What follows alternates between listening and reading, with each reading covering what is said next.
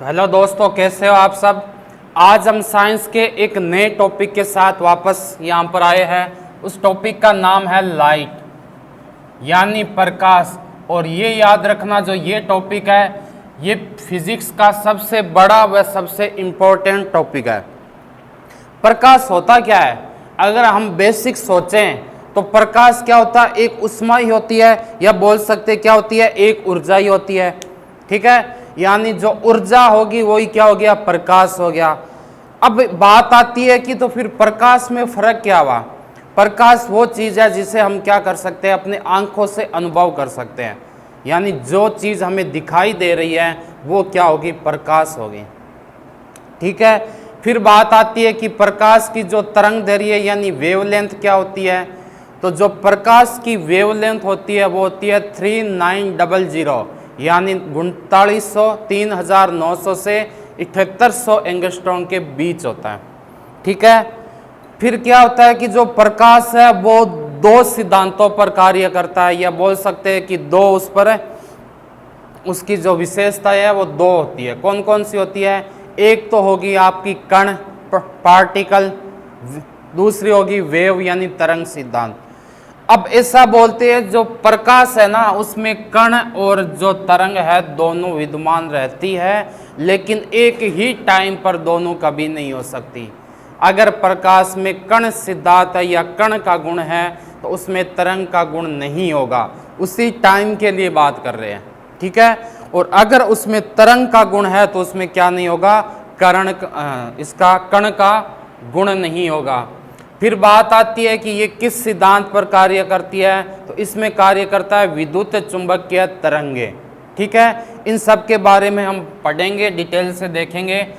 पहले इसमें दो पार्ट होता है। एक तो हम पढ़ेंगे बेसिक, जिसमें क्या होता है, प्रकाश किस बारे में होता है, एक दो जो सिद्धांत है या नियम है वो। दूसरी चीज हम देखेंगे प्रकाश का परावर्तन क्या होता है, परावर्तन क्या होता है। ठीक है, तो पहले आप देख लो, पहला पॉइंट लिख लो कि प्रकाश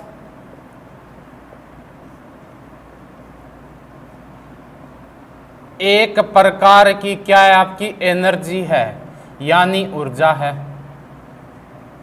ठीक है, प्रकाश क्या हो गया? एक प्रकार की एनर्जी होगी, ऊर्जा होगी।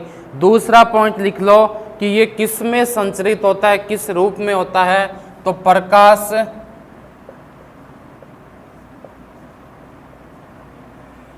विद्युत चुंबकीय, विद्युत चुंबकीय सिद्धांत क्या होता है वो हमने पढ़ा ही था। ठीक है, किन तरंगों के रूप में संचरित होगा? विद्युत चुंबकीय तरंगों के रूप में संचरित होता है, संचरित होता है। फिर बात आती है कि इसकी वेवलेंथ होगी। और प्रकाश होता क्या जिसको हम अपनी आंखों से अनुभव कर सकते हैं? तो ये भी पॉइंट लिख लेना। प्रकाश को हम अपनी आंखों से अनुभव कर सकता है। एक चीज याद रखना कि साइंस का कोई भी टॉपिक हो या कोई भी एग्जाम हो जिसमें साइंस आएगा, इसका एक क्वेश्चन पक्का आएगा। और जो स्टार्टिंग के 2 दिन है ना उनमें से एक हर हाल में आना ही है। ठीक है, क्वेश्चन ये छोटे छोटे पॉइंट है, इनको आपको याद रखना है। दूसरी बात आती है कि इसकी वेवलेंथ क्या होती है, तरंग दैर्घ्य क्या होती है? तो ये होती है 3900 एंगस्ट्रॉम से 7800 एंगस्ट्रॉम। ठीक है, फिर बात आती है कि ये किस पर कार्य करते हैं? तो जो प्रकाश होता है, प्रकाश दो सिद्धांतों पर कार्य करता है, दो सिद्धांतों पर कार्य करता है। बात आती है कि वो दोनों सिद्धांत है कौन कौन से?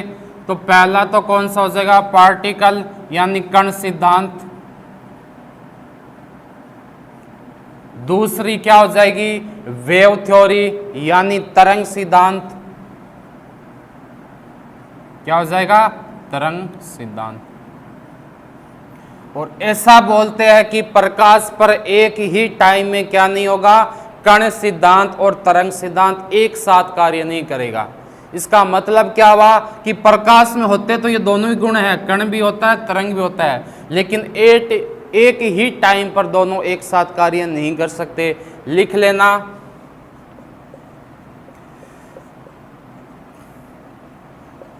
कण गुण व तरंग गुण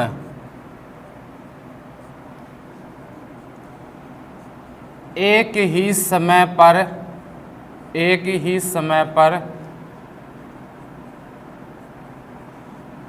एक साथ कार्य नहीं कर सकते, एक साथ कार्य नहीं कर सकते हैं, नहीं कर सकते हैं। इसका मतलब क्या हुआ? अर्थात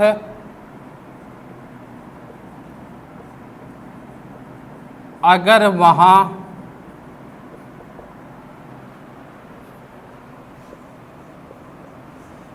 कण का गुण है तो उसी समय पर तरंग का गुण नहीं होगा, तरंग का गुण नहीं होगा।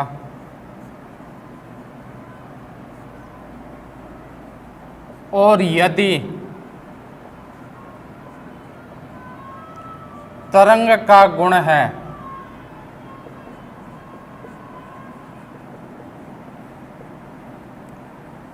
तो उसी समय पर किसका गुण नहीं हो सकता? कण का गुण नहीं हो सकता, कण का गुण नहीं हो सकता। ठीक है, आई बात समझ में? अब बात आती है कि जो लाइट है वो किस रेखा में गमन करती है। तो याद रखना है कि लाइट यानी अपना जो प्रकाश है, लाइट हमेशा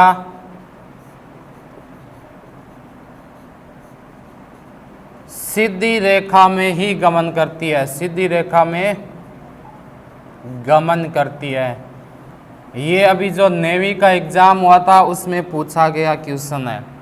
बिल्कुल छोटी सी चीज़ है कि लाइट क्या होती है? सीधी रेखा में गमन करती है, लेकिन ये भी आपके एग्जाम में आए हुए हैं। तो ये सारे के सारे टॉपिक क्या आपको याद करने हैं, एग्जाम से रिलेटेड क्या है, इम्पोर्टेंट है। आगे देखो, अब बात आती है कि जो लाइट का कण सिद्धांत है ना, इसको दिया किसने था? तो इसको आइंस्टीन ने दिया था। ठीक है, लाइट के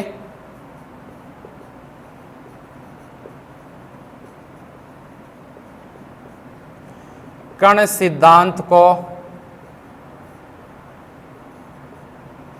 आइंस्टीन नामक वैज्ञानिक ने दिया था। आइंस्टीन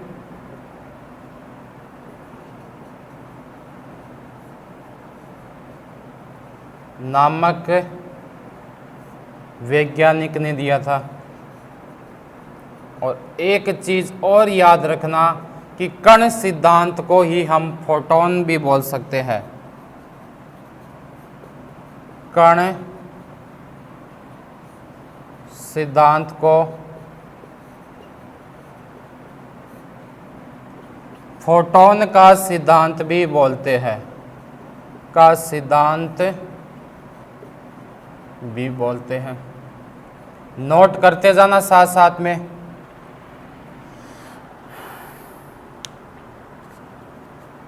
आगे देखो, अब बात आती है कि कण सिद्धांत यानी फोटोन के सिद्धांत को किसकी सहायता से हमने उत्पन्न किया था। ठीक है, तो प्रकाश विद्युत प्रभाव की सहायता से। याद रखना कि प्रकाश विद्युत प्रभाव की मदद ली गई थी। ठीक है, की मदद से कब किया था? 1905 में। ये तारीख भी याद रखना, कौन सी? 1905। ठीक है, इस 1905 को क्या किया था, इसको हमने, ठीक है। तो प्रकाश विद्युत प्रभाव की मदद से 1905 में क्या किया था, लाइट की फोटॉन जो थ्योरी थी उसको प्रतिपादित किया था। अब बात आती है कि आइंस्टीन को नोबेल पुरस्कार भी मिला है। कब मिला है नोबेल पुरस्कार? मिला है 1922 में।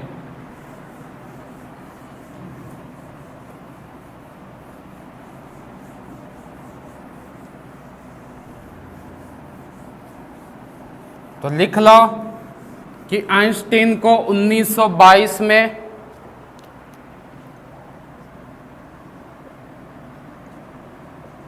आइंस्टीन को 1922 में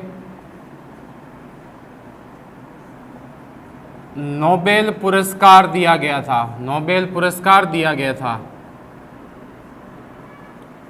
पूछे कि थ्योरी कब प्रतिपादित की? 1905 में। नोबेल पुरस्कार कब मिला? 1922 में। ठीक है। अब बात आती है कि कण को तो आपने बता दिया कि आइंस्टीन ने किया था, तो तरंग का गुण है उसको किसने प्रतिपादित किया था? तो लिख लेना, तरंग गुण को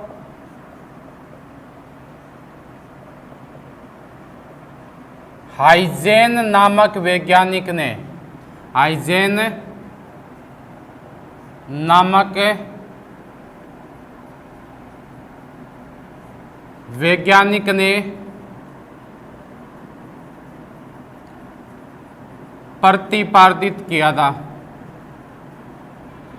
किसने किया था? हाइजेन नामक वैज्ञानिक ने प्रतिपादित किया। किसको? तरंग गुण को। तो प्रकाश विद्युत प्रभाव की खोज किसने की थी? उसकी खोज की थी हर्ट्ज ने। ये भी लिख लो, प्रकाश विद्युत प्रभाव की खोज किसने की थी? खोज हर्ट्ज ने की थी। इसका मतलब क्या हुआ कि हमने पहले देखा था कि कण सिद्धांत में प्रकाश विद्युत प्रभाव की मदद ली गई थी। तो आप ऐसा मत समझना कि प्रकाश विद्युत प्रभाव की खोज है वो आइंस्टीन ने की थी। बिल्कुल गलत है ना। उसकी खोज किसने की थी? हर्ट्ज ने की थी, लेकिन उसको कण सिद्धांत में मदद के रूप में लिया गया था। ठीक है। अब बात आती है कि न्यूटन ने क्या बोला। न्यूटन ने जो अपने प्रकाश है उसको 7 रंगों का मिश्रण बताया है। न्यूटन ने प्रकाश को 7 रंगों का मिश्रण बताया है। इसका मतलब क्या हुआ कि जब भी एक प्रिज्म होता है, ठीक है, उसमें से हम क्या गुजारते हैं? लाइट। ये लाइट हो गया, ये क्या हो गया? आपका प्रिज्म हो गया। ठीक है। तो वो 7 रंगों में विभाजित हो जाता है। कौन सा? ठीक है, रॉय बैगनोर, है ना।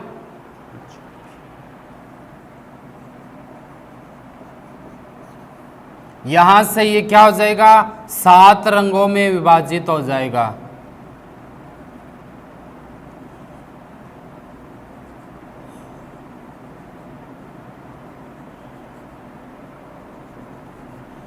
आर का मतलब क्या हो गया? रेड हो गया। ठीक है। ओ का मतलब कौन सा हो गया? ऑरेंज हो गया। वाई का मतलब क्या हो गया? आपका येलो हो गया। जी का मतलब क्या हो गया? ग्रीन हो गया। बी का मतलब क्या हो गया? ब्लू हो गया। आई का मतलब क्या हो गया? इंडिको हो गया। और ये क्या हो गया? वॉयलेट हो गया। ये आपके 7 रंग है जो आपको याद रखने हैं। अब बात आती है इनके अंदर भी,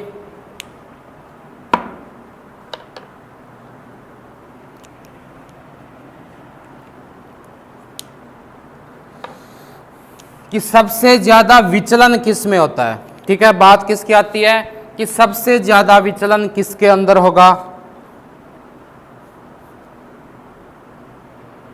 ठीक है, सबसे ज्यादा विचलन आपको पूछ ले तो इसमें होता है। सबसे ज्यादा विचलन वॉयलेट में, सबसे कम विचलन किस में होता है, रेड में होता है। सबसे कम विचलन होता क्यों है, क्योंकि इसमें क्या होती है, जो वेवलेंथ होती है वो क्या होती है, मैक्सिमम होती है। वेवलेंथ क्या होगी इसमें, मैक्सिमम। रेड में वेवलेंथ क्या होगी आपकी, मैक्सिमम होगी। ठीक है, वेवलेंथ मैक्सिमम होती है और फ्रीक्वेंसी क्या होती है, मिनिमम होती है। फ्रीक्वेंसी क्या होती है आपकी इसमें, मिनिमम होती है। ठीक है, तो आपको पूछे कि सबसे ज्यादा विचलन किस में, तो वॉयलेट में। सबसे कम विचलन किस में, तो रेड में। ठीक है, वॉयलेट में सबसे ज्यादा विचलन क्या हो जाएगा, इसका उल्टा कर दो, कारण क्या हो जाएगा कि इसकी जो वेवलेंथ है वो क्या हो जाती है, मिनिमम हो जाती है, और जो फ्रीक्वेंसी है वो क्या हो जाती है, मैक्सिमम हो जाती है। तो आप इसको याद रखोगे, रॉय जीबीयू। ठीक है, Roy GBIV, red, orange, yellow, green, blue, indigo, violet. ठीक है, रेड में सबसे कम विचलन होता है और वॉयलेट में सबसे ज्यादा विचलन होता है। सबसे कम विचलन का कारण क्या, वेवलेंथ मैक्सिमम हो गई। सबसे ज्यादा विचलन का कारण क्या, उसका उल्टा हो गया, यानी वेवलेंथ मिनिमम हो गई। इसमें फ्रीक्वेंसी मिनिमम हो गई और इसमें फ्रीक्वेंसी मैक्सिमम हो गई। आई क्या बात समझ में। अब बात आता है कि प्रकाश का व्यतिकरण का सिद्धांत किसने दिया था। प्रकाश के व्यतिकरण का सिद्धांत किसने दिया था, यह चीज अपने देखेंगे।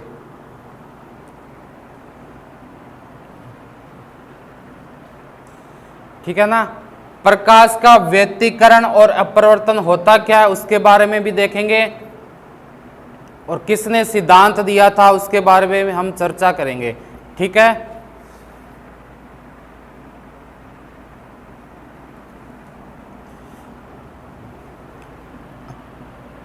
अब बात आती है कि इनका जो विचलन का क्रम है ना वो क्या होता जाएगा, कम होता जाएगा। मतलब सबसे कम इसमें है, सॉरी ज्यादा होता जाएगा, उसके बाद इसमें बढ़ेगा, इसमें बढ़ेगा, इसमें बढ़ेगा, इसमें बढ़ेगा, इसमें बढ़ेगा और इसमें बढ़ेगा। यानी सब में क्या क्या होता जाएगा, इससे कम होता जाएगा। बात करें वेवलेंथ की तो ये नीचे से ऊपर जाएगा तो क्या होता जाएगा, इसमें बढ़ता जाएगा। ठीक है, विचलन तो नीचे से ऊपर क्या होता जाएगा, बढ़ता जाएगा, और जो वेवलेंथ है वो ऊपर से नीचे क्या हो जाएगा, सॉरी नीचे से ऊपर बढ़ता जाएगा, और जो फ्रीक्वेंसी होगी वो भी क्या होगी, ऊपर से नीचे तक क्या हो जाएगा, बढ़ता जाएगा। इस क्रम को आपको याद रखना है। ठीक है, और ये आपके इंपॉर्टेंट चीज है, इसको भी आप क्या करोगे, याद करोगे। यानी रॉय जीबीओ होता क्या है, और बात क्या होती है कि तरंग को किस में से गुजारेंगे, प्रिज्म में से गुजारने पर ये कितने रंग आपको प्रदर्शित करेगी, 7 रंग देगी। ठीक है, ये 7 रंग कौन कौन से हो गए, रेड हो गए, ऑरेंज हो गए, येलो हो गए, येलो के बाद ग्रीन। ठीक है, अब बात आती है कि प्रकाश का जो व्यतिकरण है, प्रकाश का व्यतिकरण का सिद्धांत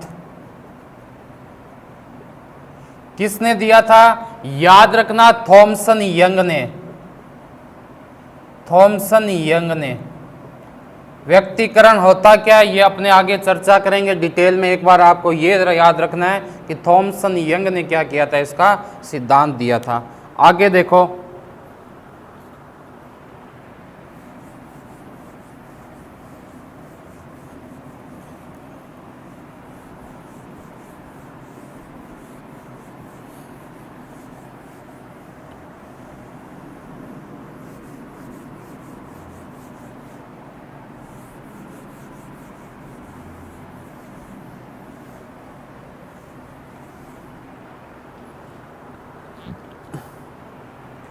अब आपने क्या बोला था कि प्रकाश एक विद्युत चुंबकीय तरंग है, विद्युत चुंबकीय तरंग है। लेकिन ये प्रतिपादित किसने किया था, ये कहा किसने था, ये मैक्सवेल ने कहा था। ठीक है, ये मैक्सवेल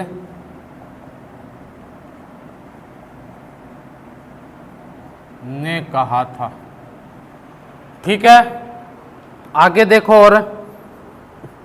और नॉर्मल सी एक चीज होती है कि प्रकाश की चाल कितनी होती है, आपको पता ही होगा। प्रकाश की चाल 3 × 10⁸ मीटर पर सेकंड। ठीक है, उसके अलावा इसमें और क्या पॉइंट है। अब आता है कि जो लाइट की कुछ स्पीड होती है ना, जैसे मैंने बोला कि प्रकाश की चाल ये होती है, ये किसने प्रतिपादित किया था, ये रोमन ने प्रतिपादित किया था। ठीक है, स्पीड ऑफ लाइट को यानी प्रकाश की चाल को रोमर नामक वैज्ञानिक, रोमर ने प्रतिपादित किया था, प्रतिपादित किया था। ठीक है, इसके अलावा और क्या पॉइंट हो सकते हैं इसमें। अब बात होती है कि जो प्रकाश गति करेगा उसमें किसी माध्यम की जरूरत होती है क्या, बिल्कुल नहीं होती। इसका मतलब क्या हुआ कि जो आपका प्रकाश है निर्वात में भी गमन कर सकता है, निर्वात में भी गमन कर सकता है। ठीक है, आगे का पॉइंट देखो। और अब बात आती है कि सूर्य का प्रकाश है, सूर्य का प्रकाश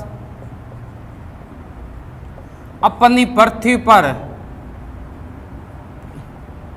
पहुंचने में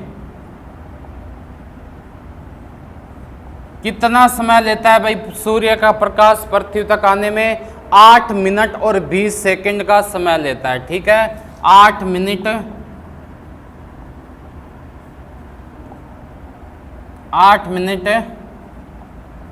20 सेकंड का समय लेता है, का समय लेता है। ठीक है, आगे देखो। अब बात आती है कि सूर्य का प्रकाश इतना ले रहा है, चंद्रमा का प्रकाश कितना लेता है। ठीक है, चंद्रमा का प्रकाश पृथ्वी तक आने में मात्र 1.28 सेकंड का समय लेता है, का समय लेता है। कितना लेता है, 1.28। सूर्य का प्रकाश कितना लेगा, 8 मिनट और 20 सेकंड, और ये लेगा 1.28 सेकंड का समय। ठीक है, एक चीज आती है कि सूर्य का प्रकाश आता किस कारण है पृथ्वी तक, तो ये होता है विकिरण के कारण। ये किसके द्वारा आता है, विकिरण के कारण, विकिरण के द्वारा पहुंचता है। और ये किसके कारण पहुंचता है, परावर्तित के कारण। ये दोनों चीज पूछ सकते हैं कि चंद्रमा का प्रकाश पृथ्वी पर किसके कारण आता है, तो ये होता है परावर्तित के कारण। और सूर्य का प्रकाश किसके कारण आता है, विकिरण के द्वारा आता है। ठीक है, अब अपने एक टेबल देखते हैं कि अलग अलग माध्यम में प्रकाश की चाल होती कितनी कितनी है। 4-5 है जो आपको याद रखनी है।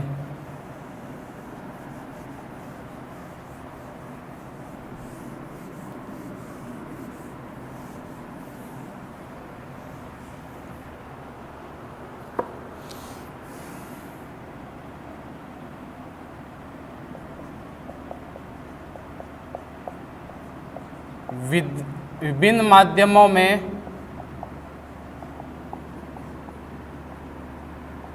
प्रकाश की चाल, हेडिंग डाल लेना, ठीक है, यहाँ आप क्या लिखोगे, माध्यम लिखोगे, और यहाँ क्या लिखोगे आप, प्रकाश की चाल लिखोगे, लेकिन वो होगी किसमें, मीटर पर सेकंड में होगी। ये दोनों चीज़ आप याद रखोगे। सबसे पहले हमने क्या पढ़ा था, निर्वात का पढ़ा था क्या, ठीक है ना। सबसे पहले हमने अभी देखा ही था कि निर्वात में प्रकाश का वेग कितना होता है, तो 3 × 10⁸ हो जाएगा। किस में हो जाएगा, ये निर्वात में हो जाएगा। 2 नंबर देखो, कांच में कितना होता है, कांच में ये होता है 2 × 10⁸। ठीक है, ये पावर आपकी सब में सेम ही रहेगी, आगे वाली वैल्यू चेंज करनी है बस। तीसरा देखो, कांच के बाद क्या आता है, तारपीन का तेल आता है, तारपीन का तेल, इसकी कितनी होती है, 2.08 × 10⁸ होती है। ठीक है, चौथा आपका आएगा तारपीन के तेल के बाद जल में कितनी होती है, तो याद रखना जल में ये कितनी होती है, 2.25 × 10⁸ मीटर पर सेकंड होती है। उसके बाद जल के बाद क्या दे रखा है, रॉक सॉल्ट में कितनी होती है, रॉक सॉल्ट में तो ये होती है 1.96 × 10⁸ होती है। और एक और याद रख लेना आप, कौन सा, नायलॉन में कितनी होती है, छठा कौन सा हो गया, नायलॉन। तो नायलॉन में भी कितनी होती है, 1.96 × 10⁸। ये टेबल आप बना लो। ठीक है, इन माध्यम की चाल आपको याद रखनी है, एग्जाम में डायरेक्ट पूछा जाता है कि निर्वात में कितनी होती है, 3 × 10⁸। फिर आता है कांच में कितनी होती है, तो 2 × 10⁸। फिर आता है तारपीन के तेल में कितनी होती है, तो 2.08 × 10⁸। जल में कितनी होती है, तो 2.25 × 10⁸। रॉक सॉल्ट और नायलॉन दोनों में कितनी होती है, 1.96 × 10⁸।